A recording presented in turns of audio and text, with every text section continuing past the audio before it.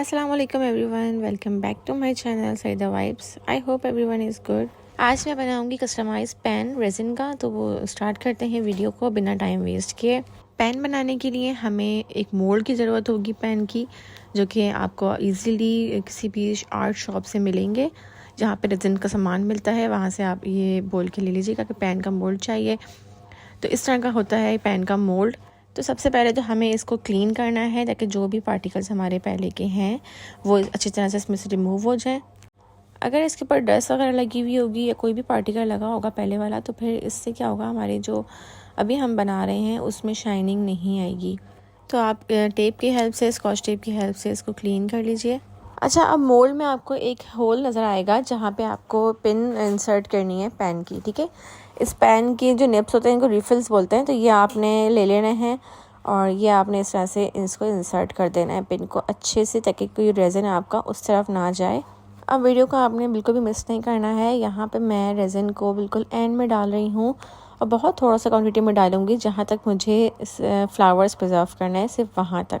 Pan के start में हमने क्लियर रेज़न नहीं डाली है, इसलिए क्योंकि हमारे पैन में जो निब डाली है हमने उसमें इंक नज़र आएगी।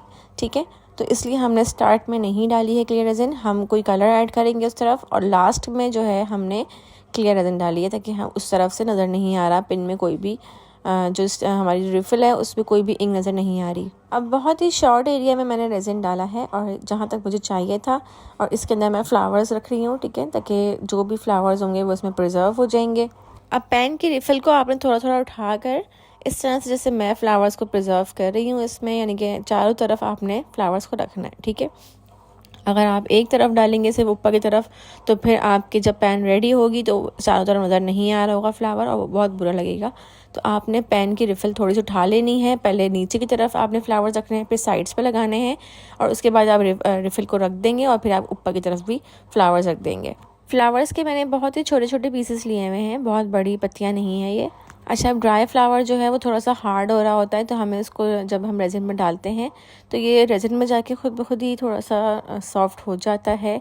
बस आपने इसको बार बार पुश नहीं करना, वरना ये रेज़िन में जाके टूट भी जाता है। अब यहाँ पे मुझे थोड़ा रेज़िन कम फील हो रहा था, तो मैंने दोबारा से रेज़िन डाल दिया था इस तरह से करके। ठीक है, अब जो रेज़िन हमने एक साइड के ऊपर डाला है तो वो हमारे पूरे मोल्ड में फैल जाएगा अगर हमने इसको स्ट्रेट रखा तो यहाँ पर मैंने एक चीज़ रख दी है नीचे, ताकि इसका थोड़ा सा यानी कि रेज़िन जो है वो एक साइड पर रहे। और फिर हम इसमें अपना गोल्ड फ्लेक्स ऐड कर रहे हैं। अब गोल्ड फ्लेक्स का भी चक्कर यही है कि आपने चारों तरफ ही उसको ऐड करना है ताकि चारों तरफ से नज़र आ रहा हो।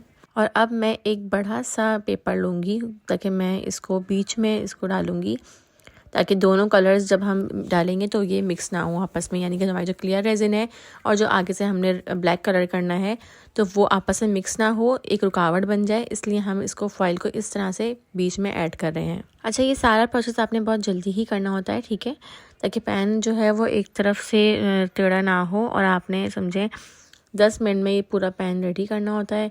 अब ये नहीं है कि रेज़िन आपने बना के रखी है और उसके बाद फिर वो रखी हुई है, तो आपने हाथ के हाथ सारा काम करना है, क्योंकि रेज़िन जो है वो 15 मिनट के बाद, 20 मिनट के बाद हार्ड होना स्टार्ट हो जाती है।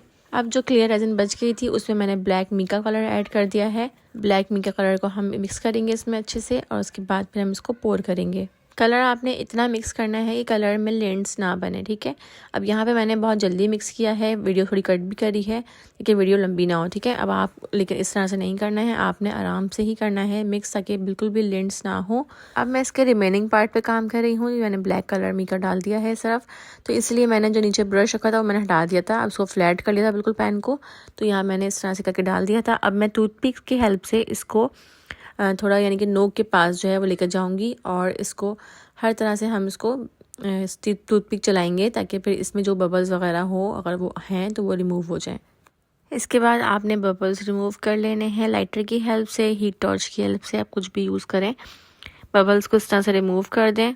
अब ये मेरे पास छोटा सा मोल्ड है जिसमें हार्ट्स हैं काफ़ी सारे, तो यहाँ पे मैंने जो भी मेरा रेज़िन बचता है वो मैं यहाँ पे डाल देती हूँ। अभी मैंने ब्लैक भी डाल देते और जो क्लियर रेज़िन थी मैंने वो भी डाल देते, ताकि जो भी मुझे समझ में आएगा फिर मैं उसको यूज़ कर लूँगी। और इसके बाद मैंने इसमें चंक्स ग्लिटर ऐड कर दी थी। ये है होलोग्राफिक लेटर सीक्वेंस। ठीक है, पेन हमारा यहाँ पे ड्राई है तकरीबन इतना, कि जब पेन आपका 50 to 70% तक ड्राई हो तब आपने ये स्टिकर्स इस पर स्टिक करने हैं। अदरवाइज़ बिल्कुल गीले पेन पे नहीं करने, वरना आपके जो लेटर्स हैं वो अंदर भी जाएंगे, ठीक है। यानी कि जो रेजिन है वो आ जाएगी इसके ऊपर। जैसे कि अगर मैंने ब्लैक रेजिन डाली हुई है तो लेटर अगर भी हल्का सा भी अंदर चला गया तो ब्लैक रेजिन लेटर्स के ऊपर आ जाएगी। तो इसलिए आपने पहले पेन को थोड़ा ड्राई होने देना है। जब आपका पेन हल्का फुल्का सा ड्राई हो जाए, यानी कि 50% तक भी जब ड्राई हो जाए ना, तो आप फिर इस पर अपने लेटर्स को स्टिक कर सकते हैं। अच्छा, ये लेटर में कोई भी चपक नहीं है खुद से। हम जब इसके ऊपर रेजिन के ऊपर लगाएंगे तो ही ये खुद रेजिन पकड़ लेगा, ठीक है, क्योंकि रेजिन अभी हमारे कम्प्लीटली ड्राई नहीं है। जब हम इस सीक्वेंस लेटर्स लगाएंगे तो ये रेजिन हमारी इसको पकड़ लेगी।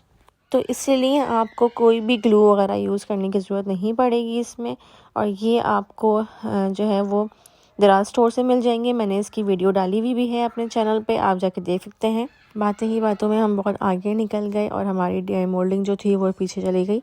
तो डीमोल्डिंग आपने बड़े आराम से करनी है पेन की, ठीक है, हर तरफ से पहले, क्योंकि पेन जो है मोल्ड बिल्कुल एकदम से पकड़ लेगा अपने आप में।